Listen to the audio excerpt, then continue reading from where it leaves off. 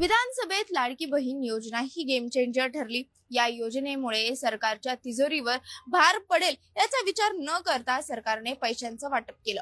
पण महायुतीचं सरकार सत्तेत आल्यावर वाढणारा बोजा लक्षात घेऊन सरकारकडून भार कमी करण्यासाठी प्रयत्न सुरू झाले आणि याच प्रयत्नांचा भाग म्हणून सरकारने या योजनेवर नवनवीन निकष लावायला सुरुवात केली।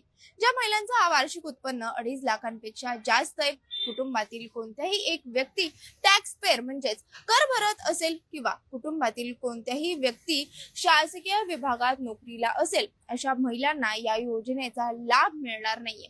अशातच या योजनेत आणखी एक निकष ऍड केलाय, तो म्हणजे ज्या महिलेच्या नावावर 4 चाकी असेल त्या महिलेला या योजनेतून वगळलं जाणार आहे। आणि विशेष म्हणजे यासाठी 4 फेब्रुवारी पासूनच अंगणवाडी सेविका आणि पर्यवेक्षिका घरोघरी जाऊन पडताळणी सुद्धा करतायत। त्यामुळे निवडणुकीच्या आधी जास्तीत जास्त महिलांना या योजनेचा लाभ व्हावा असं बघणारं सरकार निवडणुकीनंतर मात्र या योजनेतून महिला कमी कशा होतील याचा मार्ग शोधताना दिसतोय।